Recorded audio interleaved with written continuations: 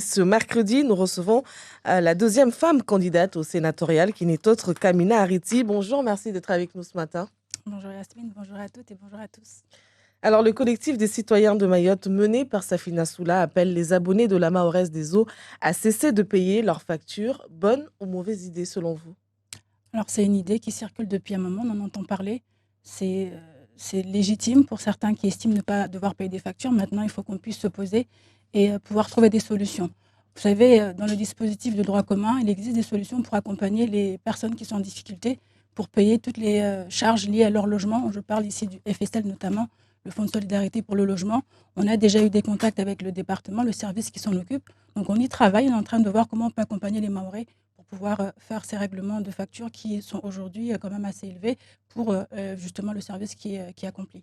Est-ce que vous, qui êtes vice-présidente aux eaux de Mayotte, vous avez envisagé aujourd'hui si effectivement les Mahorais cessent de payer leurs factures d'eau, est-ce qu'il y aurait des poursuites?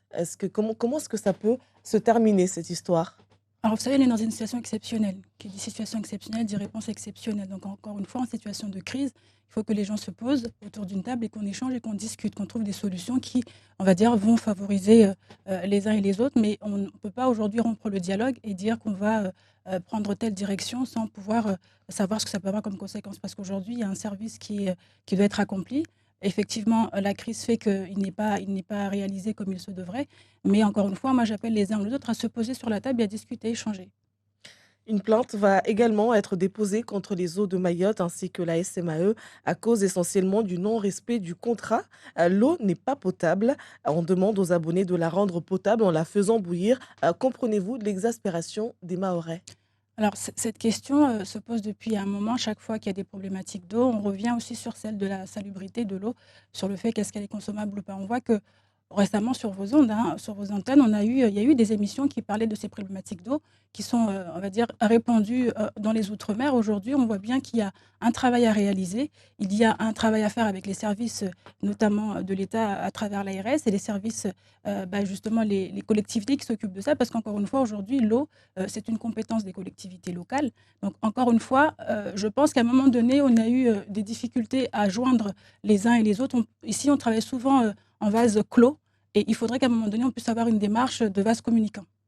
Lorsque vous et votre équipe vous êtes arrivés aux eaux de Mayotte, vous avez souvent martelé que vous avez hérité d'une situation financière catastrophique. Effectivement, c'était le cas. Mais par rapport à cette crise de l'eau que traverse le département aujourd'hui, vous ne pensez pas que ça aurait pu être anticipé? Est-ce que vous n'avez pas votre part de responsabilité dans cette crise? Alors, quand on parle d'anticipation, je pense qu'il faut remonter des années, voire des décennies auparavant. Quand on regarde bien l'historique des crises de l'eau à Mayotte, certaines remontent à une époque où je n'étais même pas encore née. Donc, vous imaginez bien que si cette problématique était réglable, on pouvait la régler d'un revers de main comme ça aurait été fait. Quand vous parlez d'anticipation, ça fait 3 ans qu'on est arrivé à la tête du syndicat des eaux, à l'époque, que c'est le SMEAM, qui est aujourd'hui devenu les eaux de Mayotte. Quand vous dites en 3 ans, on a eu un déficit à régler, quand dit déficit, dit justement on doit aller chercher des financements pour combler. On part de moins, en dessous de zéro. Donc, quand on n'a pas d'argent, qu'est-ce qu'on peut anticiper? Qu'est-ce qu'on peut faire comme projet alors qu'on n'a pas d'argent? Donc, première étape, déjà combler le déficit et puis nous donner les moyens de nos ambitions. J'aime bien dire ça parce que quand on a des ambitions, qu'on n'en a pas les moyens, c'est comme si on rêvait dans le vide et que finalement rien ne se va se passer. Mais lorsque la mission Euh, première est de donner de l'eau, bah, simplement oui, donner de l'eau à la donc donner population. de l'eau, ça passe par quel processus? Juste expliquer une chose, Madame Diafar, c'est que donner de l'eau, il faut la produire, il faut la stocker, il faut la distribuer via la canalisation. Quand déjà en termes de production, on est sous-dimensionné, donc c'est pas en l'espace de 3 ans que je vais pouvoir réaliser des travaux excusez-moi, pour justement redimensionner une production qui n'a pas été revue depuis je ne sais pas combien d'années. Quand on parle de stockage, les réservoirs aujourd'hui qui datent des années 86 n'ont pas été redimensionnés. Depuis, on parle aujourd'hui d'un besoin qui est au double de ce qui existe aujourd'hui. Vous pensez vraiment qu'en l'espace de 3 ans, je relève les 2 années, on a dû chercher les financements? J'enlève ces 2 années-là parce qu'encore une fois, quand on n'a pas de financement, on ne peut pas lancer de projet. J'ai parlé d'anticipation parce que Mmh. Madame Amina Ariti, beaucoup de Mahorais retiennent de vous cette déclaration de novembre dans laquelle vous Oui. affirmez qu'il n'y aura pas de tour d'eau. Les mois passent et c'est une crise inédite que vit Mayotte. Pensez-vous avoir la crédibilité nécessaire pour vous présenter au Sénat pour répondre à toutes les urgences de Mayotte? Alors, si vous voulez lier ma candidature à la question de l'eau, je pense qu'il faut interroger tous les candidats, certains candidats qui sont aujourd'hui candidats, Chaque candidat qui est passé ici, Madame Amina Ariti, j'entends s'est bien, exprimé sur la crise de l'eau. j'entends bien. Alors, l'année dernière, on m'a posé la question sur vos antennes, est-ce que vous pensez qu'il va y avoir des tours d'eau? Tours d'eau, c'est lié à la ressource. On ne parle pas de coupure technique. J'avais bien annoncé, à part les coupures techniques, on n'est pas censé avoir de coupure. Pourquoi? On travaille lorsqu'on fait les comités de suivi de la ressource en eau. L'EMA n'est pas seul. Là, vous jouez avec les Non, mots. non, Les non, je coupures, ne. les tours d'eau, c'est un peu la même chose. Écoutez, nous, Lorsqu'il y a des techniquement. tours d'eau, c'est qu'il y a des coupures. Non, mais quand je parle avec les techniciens, on a des termes aussi, Madame Jeff. Si vous utilisez des termes, vous, en tant que journaliste, que vous ne les accordez pas avec ceux qui les utilisent, moi, je ne peux pas prendre la Non, mais garantie vous nous parlez de Non, tours d'eau. écoutez, Madame Jaffar, j'avais bien annoncé que les pluies devaient arriver. Par rapport aux annonces qui ont été faites, on l'a bien vu, tout le monde l'a remarqué. Les pluies ne sont pas venues. Mais c'était Les en pluies ne sont novembre, pas votre venues. déclaration. Oui, mais les pluies ne Le sont mois pas de venues. décembre est arrivé, janvier est arrivé, donc on sait depuis le mois de Quand il n'y a pas qu'on d'eau, n'aura pas d'eau. quand il n'y a pas d'eau dans les retenues, Madame Jaffar, on essaie de trouver d'autres solutions. Ces solutions-là, on avait déjà, avant même que ces pluies n'arrivent pas, on avait déjà misé sur le dessalement. On avait prévu de faire 2 usines, une à Sada et une à Longoni. On s'est rendu compte. Aucune n'a vu le jour.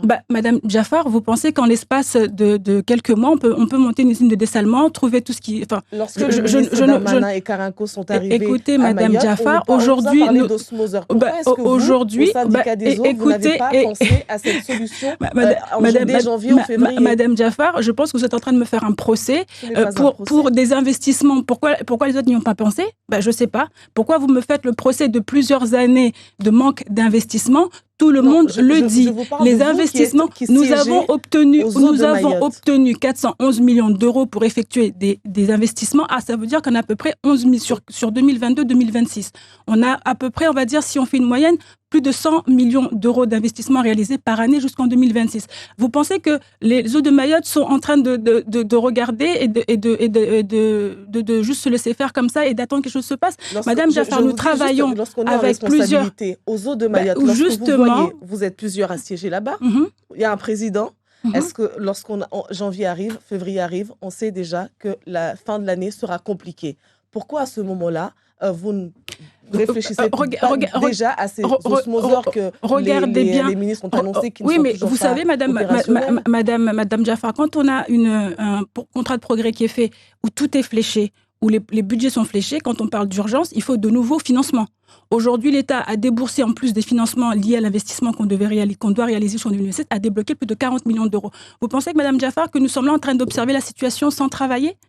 Vous pensez vraiment que si on n'avait pas agi, on n'avait pas réagi, on aurait obtenu ces 40 millions d'euros pour faire ces mesures d'urgence? Aujourd'hui, on parle de financement, mais on parle aussi de procédure. Parce qu'encore une fois, pour créer des usines, pour créer des bâtiments, pour créer tout ça, il y a des audits qui sont faits en amont, notamment des études environnementales. Aujourd'hui, on parle de dessalement. Vous savez ce que ça rejette dans l'eau comme sel? Et demain, on dira que l'EMA n'a pas étudié suffisamment et qu'on a détruit le lagon. Il y a tellement de choses à faire en amont avant d'obtenir l'ouvrage dont on a besoin. Donc aujourd'hui, quand vous dites que vous me faites le procès d'anticipation, si vous le voulez. Donc vous dites que vous étiez occupé pour régler justement ces histoires de dette. Donc on n'a pas d'eau aujourd'hui, mais est-ce que finalement le déficit est réglé au moins? Si on vous parle de 411 millions d'euros pour pouvoir faire les investissements, c'est qu'aujourd'hui on a les moyens. Mais encore une fois, il faut qu'on suive les procédures et qu'on fasse les projets, Madame Jaffar. Amina Ariti, à quel moment vous est venue l'idée de vous présenter aux élections sénatoriales?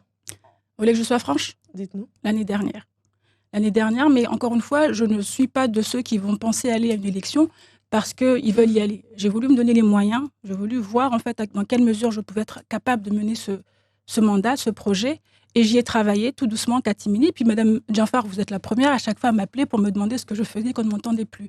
Et bien justement, j'étais en train d'observer, de voir avec les collectivités. Je travaillais avec certaines collectivités, j'observais un petit peu, et c'est là où je me suis bien rendu compte que y a des difficultés et que peut-être à mon niveau, j'aurais pu faire quelque chose. C'est ça qui a fait que je me suis tournée vers cette élection. L'année dernière, vous savez tous que j'étais pressentie pour être investie pour les législatives. Le moment ne s'est pas présenté, puis j'ai accepté. Mais je me suis dit, l'occasion pourra se présenter l'année prochaine, donc pourquoi pas? Est-ce que vous n'avez pas pris vos distances parce que vous avez été quelque peu bousculé, écarté de votre parti à Renaissance?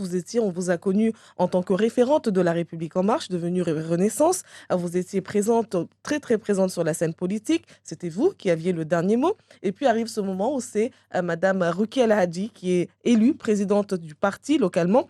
Et vous disparaissez à ce moment-là des radars. On se demande aujourd'hui, est-ce que vous êtes toujours de Renaissance d'abord? Alors pour l'instant, je n'ai pas encore adhéré à Renaissance. Vous avez toujours été Renaissance, Non, LRM. LRM, Renaissance, c'est la même chose, Ben non, Madame Amina Renaissance, Harité. C'est le non, nom qui a Renaissance, changé. Madame Jaffar, c'est l'association de plusieurs partis politiques qui sont devenus Renaissance. Donc, mais vous étiez toujours référente à ce moment-là, donc comment ça se fait que vous n'avez jamais Écoutez, adhéré? écoutez, parce qu'en fait, l'année dernière, on a changé les statuts et il a été décidé que le parti serait géré au niveau local. Et je ne vous apprends rien, Madame Jaffar, vous êtes la première l'année dernière à m'avoir posé la question que certaines personnalités sont parties parce que je ne gérais mal le parti. Donc à partir du moment où on me taxe de mal gérer le parti, je finis mon mandat et je laisse à ceux qui disent que je ne sais pas faire continuer. Ce qui a fait que je ne me suis pas présentée aux élections, parce qu'encore il y a une élection avec des listes, je n'ai pas présenté de liste, parce que j'ai voulu laisser la place à ceux qui voulaient reprendre le parti. C'est uniquement ça, Madame Jaffar. Donc, vous réfléchissez encore Renaissance ou non? Ce n'est pas encore acté. En tout cas, Donc, la manière dont les choses sont gérées au niveau local, je ne m'y retrouve toujours pas. d'ailleurs, on se demande, est-ce que vous avez réellement des chances de remporter cette élection ou bien nous assistons à un règlement de compte entre vous, le sénateur Tani et Anima Ibrahima? Écoutez, vous savez, si vous voulez résumer ma démarche à celle-là, quand je suis au syndicat des eaux et que je fais mon travail, je ne pense pas à ces personnes que vous citez. Quand je suis à la mairie de Mamoudzou et que j'accompagne le maire, je ne pense pas à ces personnes-là. Quand je suis à l'Académie et que j'accompagne le président, je me suis engagée en politique pour travailler pour les Mahorais. Donc si vous avez des garanties, vous avez des alliés, des maires, des conseillers qui vous accompagnent dans cette élection? C'est une élection qui est assez particulière puisqu'aujourd'hui, on va chercher le suffrage des grands élus. Les grands élus ont des aspirations, ont des obligations par rapport à leur mandat qu'ils doivent tenir. Donc moi, aujourd'hui, le travail que je fais, c'est un travail de proximité avec les comme je l'ai toujours fait. D'ailleurs, ça ne date pas d'aujourd'hui. Ceux qui pensent que je me présente parce que c'est une lubie qui m'est venue, non, c'est un travail que je fais depuis que je suis référente, parce que j'ai prôné l'ouverture depuis l'époque. Et donc, je travaille avec plusieurs élus depuis très longtemps déjà, et je connais leurs difficultés. Donc, ce n'est pas un règlement de compte. Loin s'en faut. Si certains veulent résumer ma candidature à cela, libre à eux.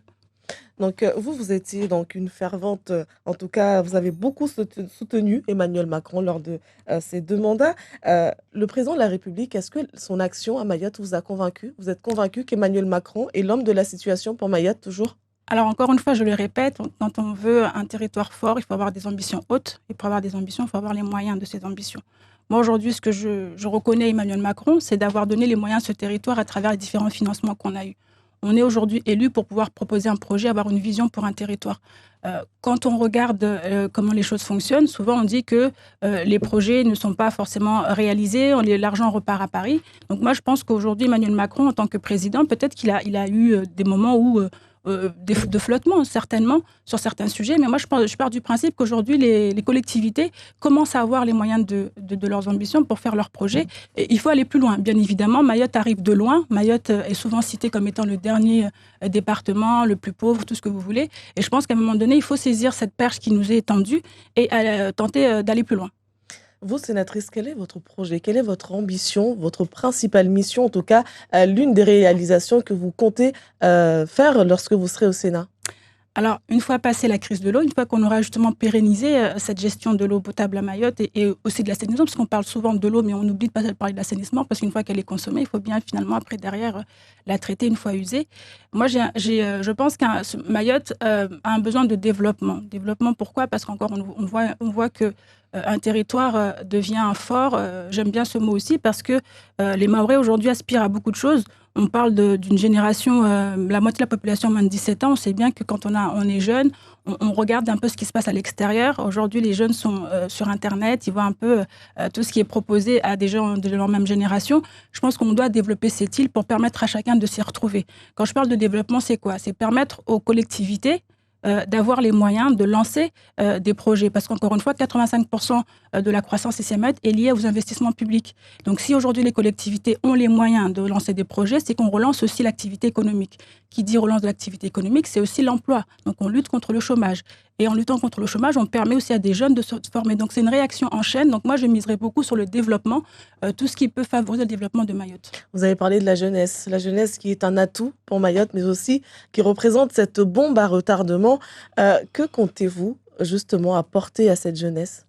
Alors, vous savez, on parle d'une jeunesse qui est souvent, on dit oui, les jeunes Mahorais, souvent, ils sont désorientés. Non, mais c'est un tout. C'est un tout. Aujourd'hui, quand on parle souvent de cette société, on compare la société d'aujourd'hui et celle d'avant, il faut qu'à un moment donné aussi, on se rende compte que les choses évoluent et que certaines pratiques qui étaient liées à nos modes de vie à l'époque ne sont plus peut-être d'actualité, en tout cas doivent être revues et redimensionnées par rapport aux besoins de cette jeunesse.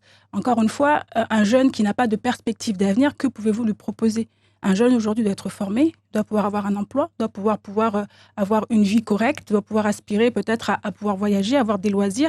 Encore une fois, si cette jeunesse n'est pas formée correctement et s'il n'y a pas d'emploi sur le territoire pour leur proposer, je ne sais pas ce qu'on Ça, c'est un va constat devenir. que vous dressez, Oui, Madame Aminariti, justement, mais vous, sénatrice, alors, qu'est-ce que vous comptez apporter de plus? Il y a toute cette partie orientation. On a vu ça dans tous les programmes. Moi, je suis professionnellement parlant, je travaille sur la partie orientation des jeunes et on le voit souvent lorsque les jeunes sont mal orientés. Finalement, c'est tout un parcours qui est mis à mal.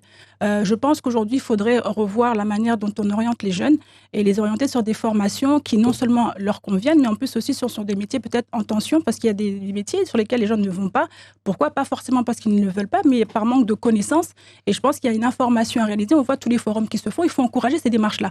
Les forums de l'emploi pour les jeunes et commencer à sensibiliser les jeunes dès le plus jeune âge. C'est pas arriver en première, en terminale ou à la fac qu'on doit savoir ce que c'est tel métier. Je pense qu'il faut commencer un peu plus tôt et sensibiliser les jeunes dès le collège s'il le faut. Merci beaucoup, Aminariti, d'avoir été l'invitée du Zakwili.